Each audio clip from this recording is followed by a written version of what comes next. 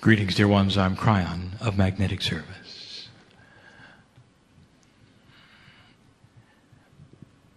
And so the time between when I last spoke to you and now doesn't even exist for me. It is so difficult to explain to a linear human being what it is like not to have a clock. That all things occur at once. It's an odd thing to talk about, for your future to you is not known, and your past cannot be revisited. And so to you, you are always in the present. We are too. But we call it the now. And we include the past, for there are only energies. And although the actions in 3D cannot be changed, the memories of them can. The influences of them can. They can be rewritten in your DNA. It is part of the now. It changes you now. So something you do about your past changes the now. So what have you done, really? You visited the past. The future, you say, is not known to you, it is not known to us, and yet the potentials of what you might do are. As you change your mind now, in a certain way, you change the potentials, therefore rewriting the future. That is our now. We see it all one. It helps us to give you the kind of channel we're going to give you. We're going to call the channel the three winds. Much of this information has been given in pieces and parts over many years. You've heard some of the terminology alluded to. And now we wish to just lay it out as a carpet that will contain a lot of answers, perhaps some controversies because they don't agree with things that you might have heard in the past from others. And this is where the discernment is yours and always has been. To see if the things make sense that I'm going to tell you, and use what we have called spiritual logic. First of all, the human being and the human being's soul will see as one. And the actual truth is that you are in four places in this carpet of time. The three winds are three of the four, and the other place is home. That's where I am. And we don't call it a wind, because there is no wind when you're home. There is no action for or against. There's nothing pushing and pulling. It is so difficult, if not impossible, to describe to you something that is so close to you but so hidden. The peace of God in you and what it is like to be on this side of the veil will remain hidden. It has to. For the test of energy that you are about as a human being must remain in a certain reality and consciousness for you to perform the test.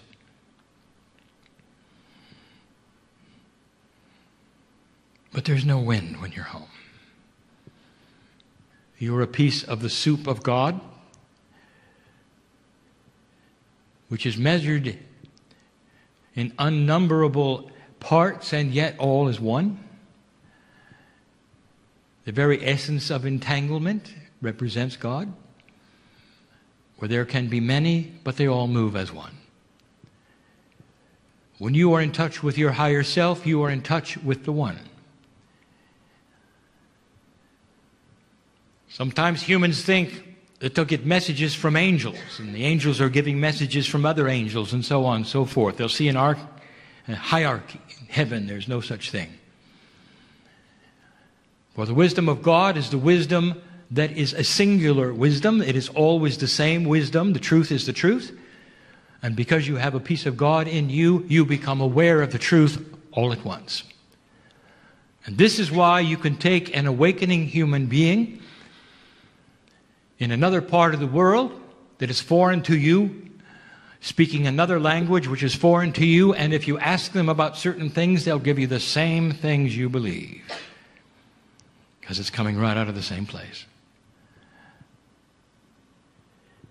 So honor your intuition as we go, that part of your mind which discerns as we go. And some of you may actually see what we speak of, the three winds.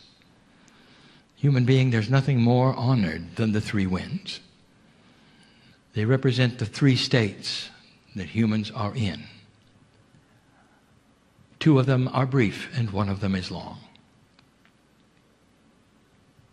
There is the wind of birth, there is the wind of existence, and there's the wind of transition. In your words, you would say birth, life, and death. We don't use those words. The wind of birth is different than just birth. For birth to you is the actual physical event. The wind of birth is you right before you enter. In each of these cases, we're going to start with dismissing the fallacies and giving you the rules, the truth. So let us discuss as much as we can and start with the wind of birth. You're ready to go back to the planet. What is involved? What energies have spun around it that get you to this place? Who is able to be in the wind of birth? These things are difficult to describe, for they're not linear.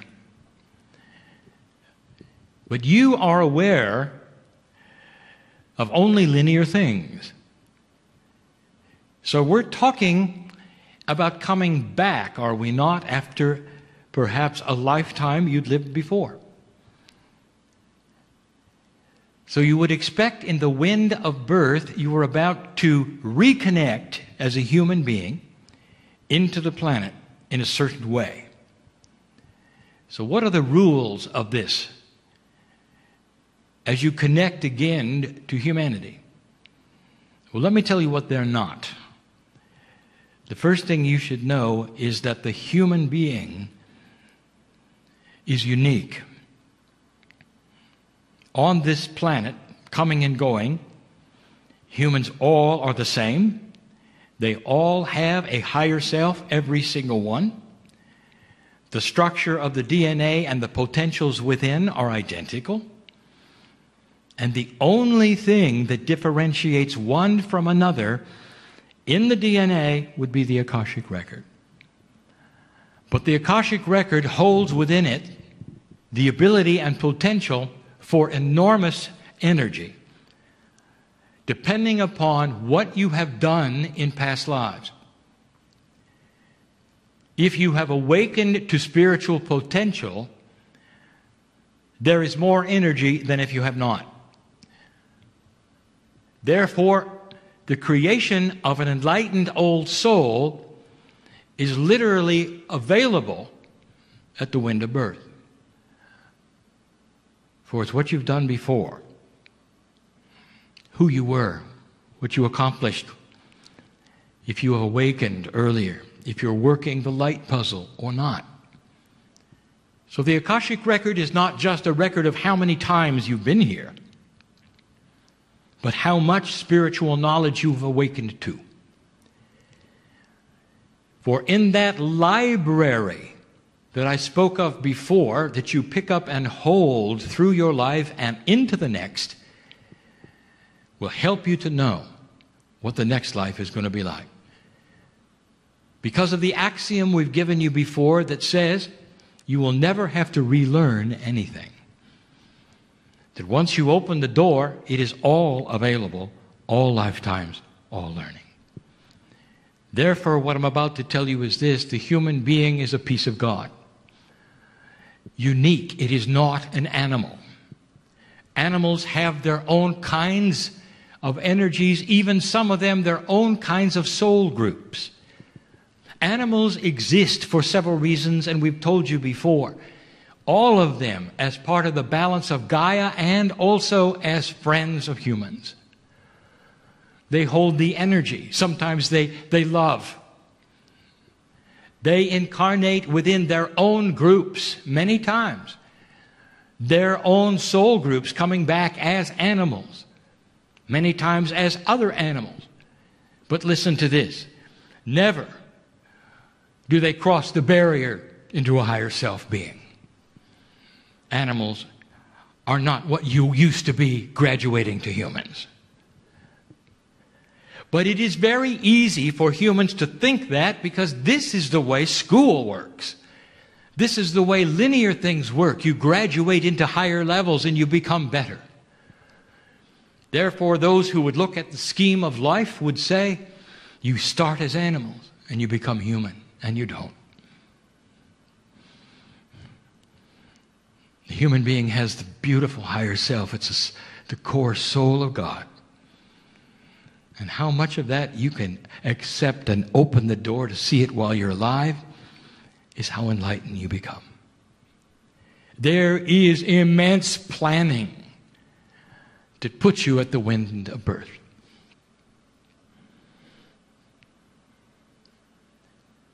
What did you accomplish last time, if anything?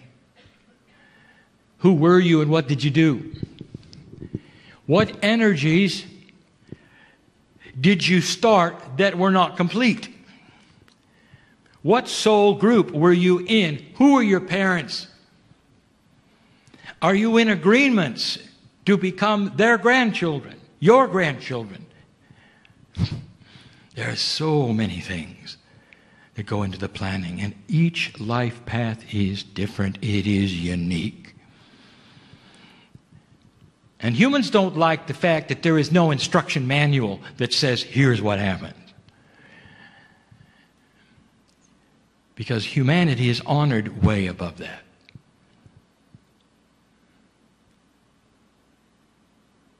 Let me tell you something that happens that I've not discussed before in this way.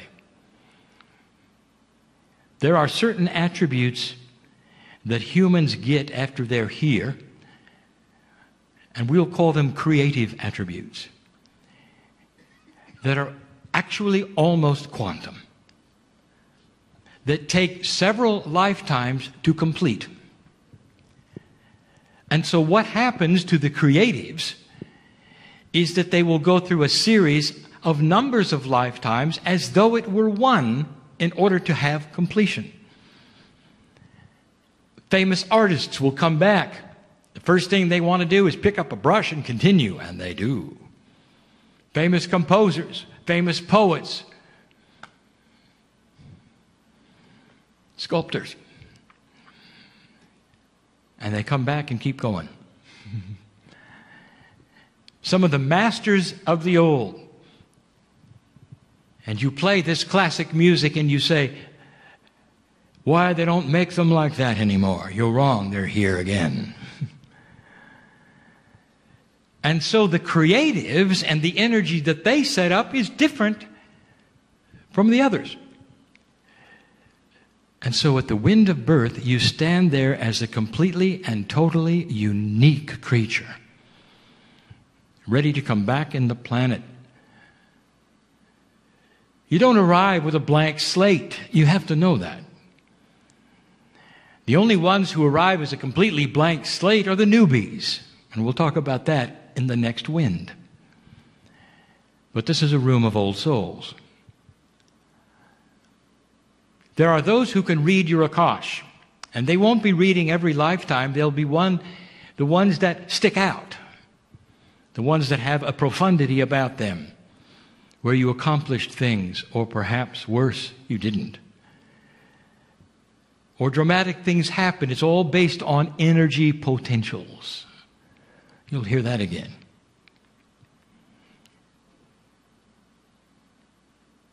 You're about to come back. And laying upon you are all these potentials and possibilities. You're coming back as part of the family. Where you will be, the gender that you will be, and the place you will be within that place is all part of the planning. The most difficult thing for me to describe to you is the planning. For this particular planning is not linear. It's not something that you would see on a spreadsheet. It's energy-based. And it's based into family.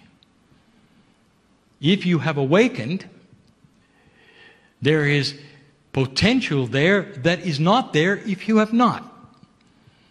And so an old soul will go to another place perhaps that a young soul would not. All in the wind of birth. And you're ready for it. And we've talked about that moment before, right before you come into the planet.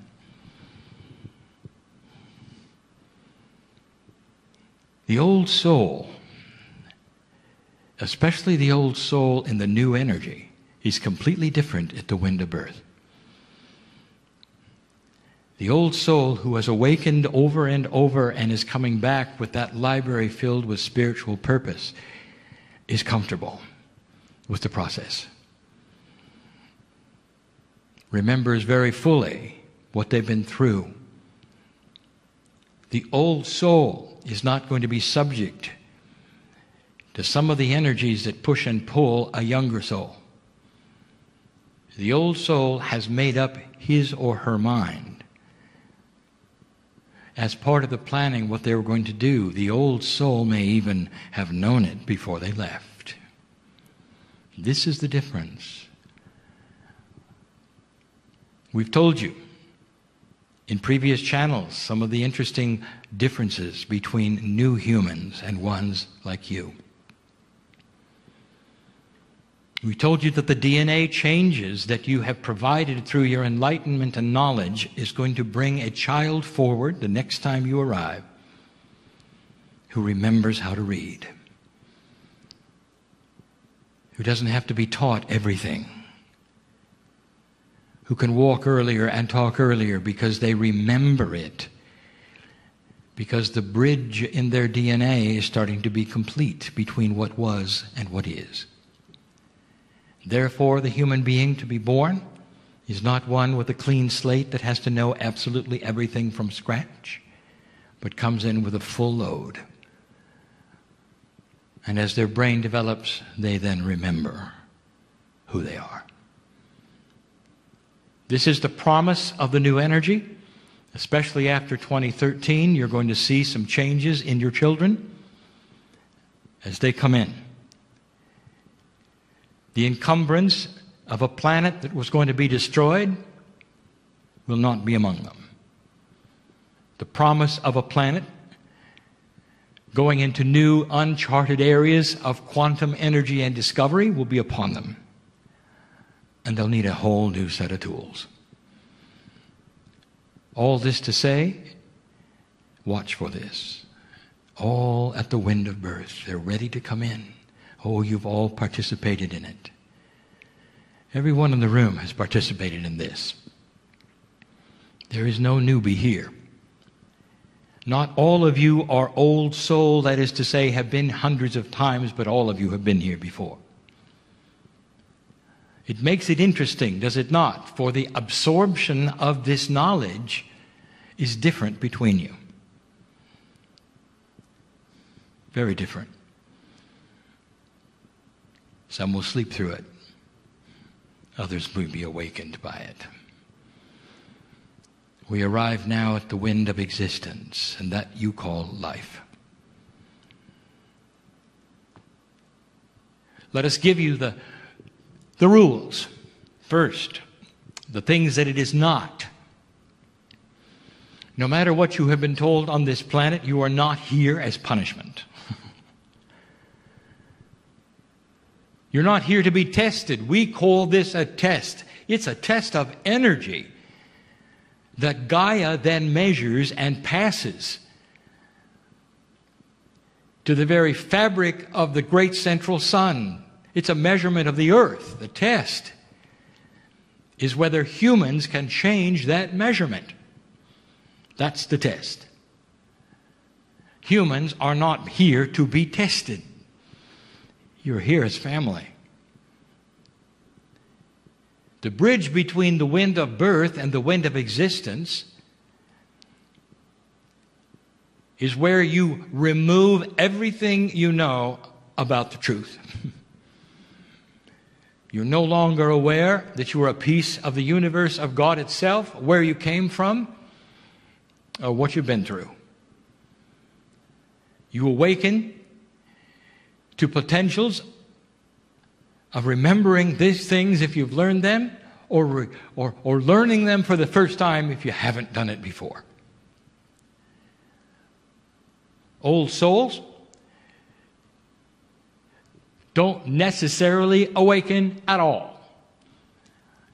Sometimes an old soul who has had a very difficult and profound lifetime previous will skate through this life as a vacation and never wake up.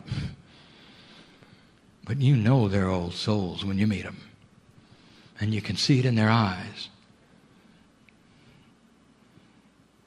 Some of you have even married them.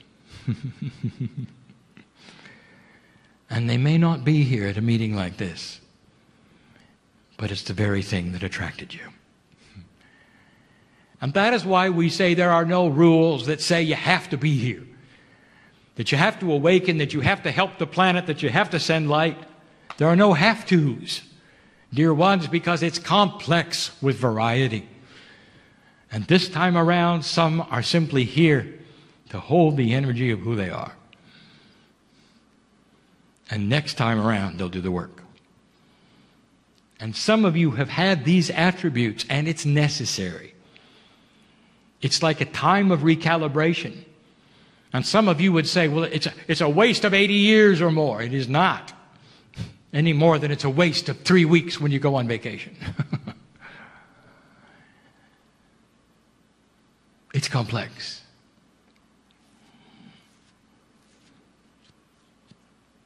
It's all about timing what you do here during the wind of existence. Who are you? How many times have you been? Will depend upon what you go through. This has nothing to do with spiritual accounting. It doesn't have anything to do with punishment or reward. It has to do with learning. The ones who have been here most often will know better what to do about the conditions they find when they arrive. You put it into 3 categories: new, learning, and old. The newbies who show up as they have to because the planet expands in population, you can know they're newbies in a minute because you say A and they say B. You'll ask them to go left and they'll walk right. They have no idea about anything, and it shows. They don't know how life works, and you slap your head because you can't believe anybody could be that way. They're new. They don't know about human nature, about human consciousness. They're the ones who can be tricked so easily by a human being who wants to trick them. Naive to the max in all directions. And you've seen them. And they're going to have to come back a number of times before they start understanding the whole process of how life works. So there's always a number of them. And they're not about to be in a meeting like this. They're better off in a meeting that would be how humans work. Some of them wind up on the psychologist's couch to discover how humans work. This sometimes will take them into poverty because they have no idea what to do from one place to another, and they make mistakes. You see them as naive and foolish. They are. And by the way, so were you. You get to a certain state where you come into the planet and you are aware of how things work, and then you become a learner. What else is there?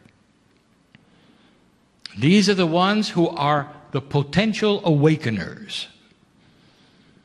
Well, these are the ones who have the potential to come to a place like this, hear the truth, recognize it or not.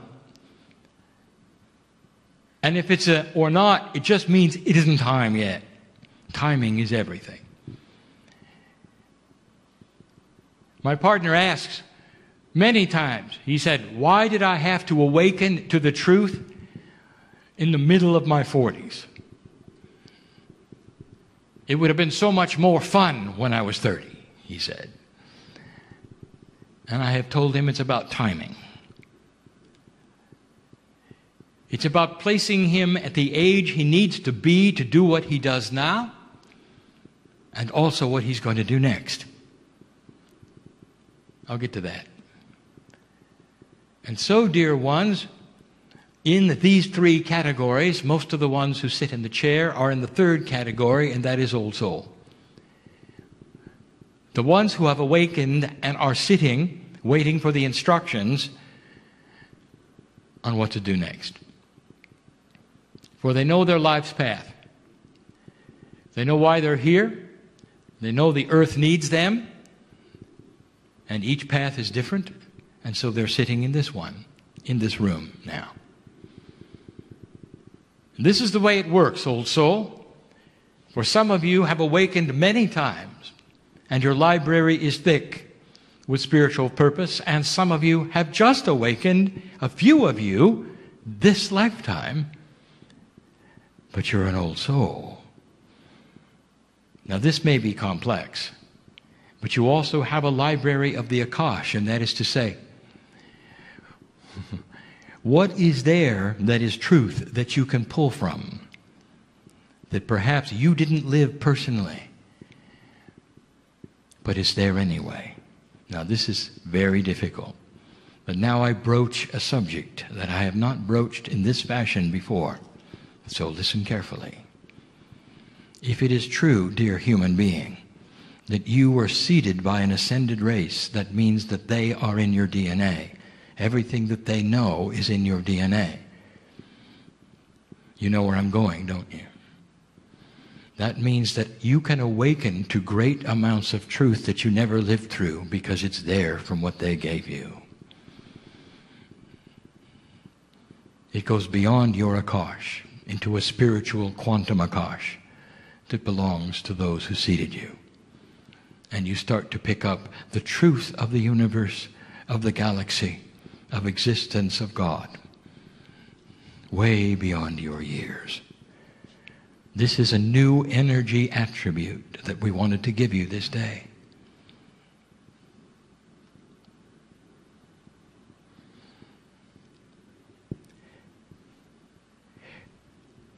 The learner, the second attribute of timing, is guided often by an old energy called karma.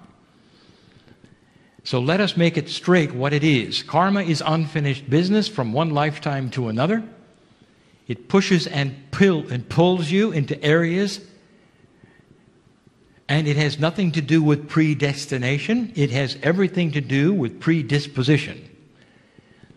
If you have a lot of karma, you're predisposed then to move left or right when certain conditions happen based upon the energy you came in with that pushes you there. We gave you information back in 1993 when Kryon Book 1 was published that the old soul, the one reading the book, has the permission to drop their karma completely and take the tiller of their own energy and steer it into an enlightened earth. And we continue to say that and let you know that karma is an old system of learning and you're beyond it. It's needed, it's still there for the learners. By the way, karma is not even available to the newbie.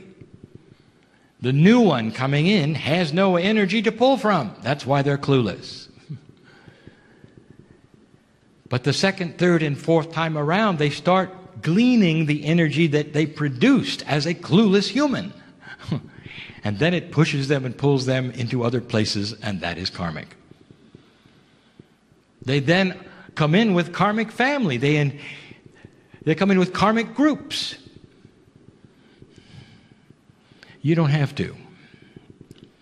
Once you drop karma, you have severed that energy completely, and it means the next time around, dear human being, dear old soul, you can call your own shot. And what we mean by that is you can plan today for what you're going to do the next time around. But I will warn you, don't plan it in 3D. You plan it with the love of the higher self together. Some of you have had those sessions already, and you know what you're going to do, clearly. Some of you know where you're going to be, clearly. This is part of the new energy that speaks to you clearly. I want to talk about contracts because this is misunderstood. Some of you will come in and say, I am here doing what I'm supposed to do in this city because it is my contract. And another human being will come along, perhaps with a better offer. Perhaps it's romantic. Perhaps it's spiritual. And part of you pulls in that direction and says, should I or shouldn't I? And you bolster yourself up and you say, my contract is to stay here and do this, and I will give you a word that you should remember. Nonsense. Your contract is in invisible ink. And every single day of an old soul's life, it is rewritable. Did you know that? The only contract you have, old soul, is to be here, and it's been fulfilled. Now pick up the pen and write it every day. And if synchronicity comes along and sweeps you into another area, view it for what it is, what you ask for. Feel it as it occurs. Is it true? Is it not? Should it be? Should it not? And go with your intuitive feeling. And write it in the ink that is invisible, that will disappear tomorrow as you rewrite it into something even better. A contract is not something that you have today that is linear, that you have to go through. And so when you use the word, use it properly and understand it. It's day by day.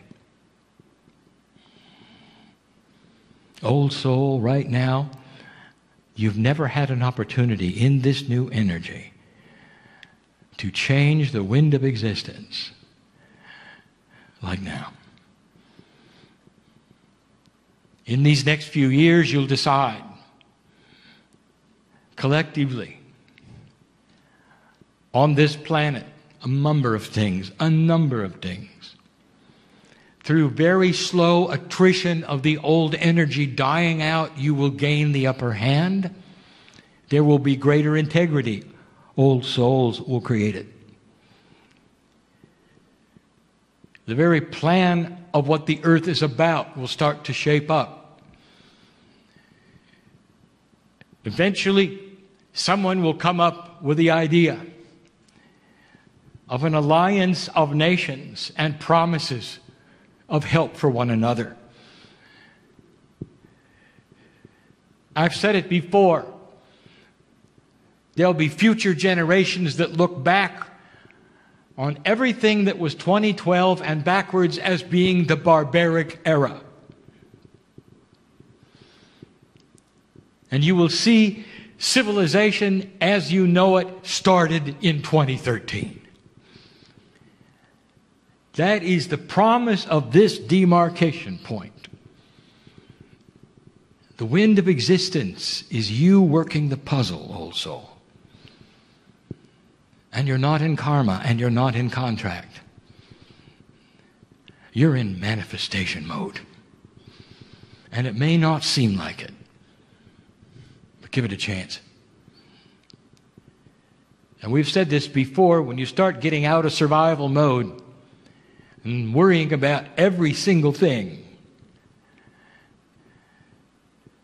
you'll start to get into manifestation mode. The worry mode is what your parents taught you, and you know it. You can hear your mother and your father speaking in your mind as you worry about the things you worry about. You inherited it. It's not what enlightened beings do. They manifest what they need. They don't worry about what they don't have, for it comes to them when they need it. And the example has been clear, and we've given it to you a number of times with the Israelis in the desert. Those Israelites, for 40 years, had everything they needed provided as they walked in a circle. And they worried every day. Take the example of what they had there, not what they did with it. And the last wind. The wind of transition you call death. What can I tell you about this that you don't already know? I think I can tell you a lot. First of all, the rules. You don't know what you don't know.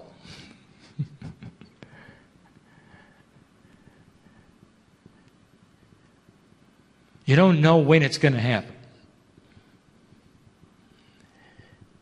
We need to keep some of you here a very long time because you're not done with what you started. Others of you, we need to have transition soon. By the way, we have no clock, so don't read anything into soon. Sooner than later. For the same reason, we need you at a place when you're young.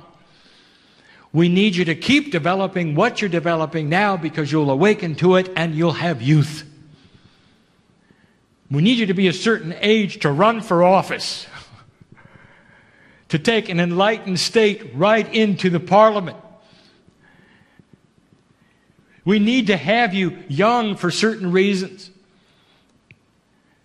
that should be very obvious to you as you think about it from our standpoint. Old soul. And so you don't know. Cast away the fear of you don't know. To understand that these things have the reasons that are profound and you helped plan them. The very awakening process helps to decide when you're going to transfer the energy. Oh. I want to give you an attribute you hadn't really thought of. Death is fearful. In the corporeal sense, you can see it on earth, that everything survives. The last thing anything wants, even a bacteria, is to die. Survival then pushes you to life, and nobody simply walks into death without fear.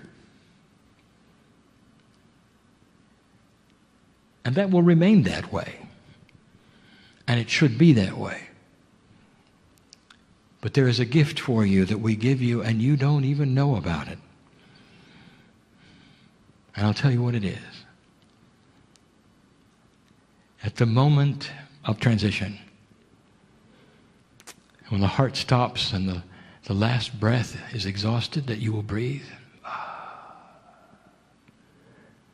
and another one does not come,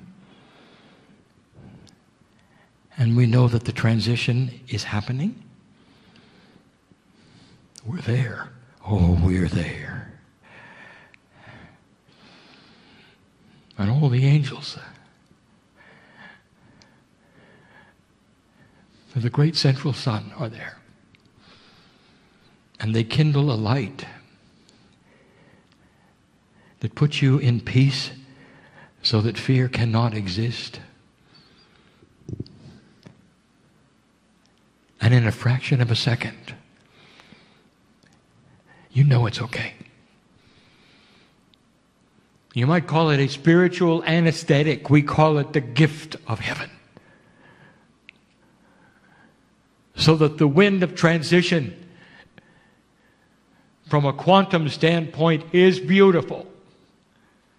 That you don't go from that fear for that instant when you realize you're not going to take another breath. It's only for a second. And then it's gone. And you're moved into the process of a 3-day remembrance of who you are. Part of you remains here. Part of you is with us. And all of it is beautiful. Some humans have gone through a near-death experience and explained it the best they could, and they came back different. Oh, a human being, they saw a piece of it. They saw a wing of the one angel. And when they came back, they said, "You won't believe it. I was dead for a moment, and I couldn't believe it. It was beautiful. I heard singing," they said. Ask them. Ask them. And they'll tell you. And that is our gift. And we've never talked about it before. The gift during the transition. There is no sting in death, human being. The only sting is for the ones who remain and don't know where you are. I'll tell you where you are. You're out of 3D, but you can see them. Everyone you loved and lost, dear one, is still here. The crystalline grid contains their memory. Some of them move into your guides. The parents you've loved and lost will be with you till your last breath in certain ways, holding your hand. This is complex. Human beings, you ought to know that your soul group can be in several places at the same time. We've given you that information before. They can be reincarnate into another human soul and also be with you as a guide. Don't ask the question, how? Because only in 3D can you even imagine these things, and they don't explain how. It's a beautiful system. Death has no sting. If you lose somebody you love, I want you to remember this. They may appear still and cold and gone forever. That's just in 3D. That's not the truth. Alive and well and looking at you, pleading you, with you, to see the energy of love that they represent. Not gone. Those are the 3 wins for today.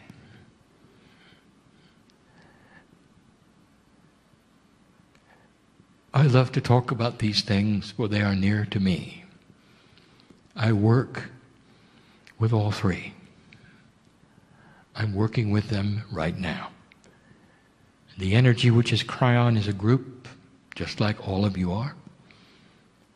And the part of the group right now which is consoling those at the wind of birth that it's going to be okay. And welcoming those in the transition that know it's okay. And working with those in existence who are not really sure. This is the role of spirit through the higher self that is yours. Discovery of God inside. The plan is beautiful, dear ones. And so it is.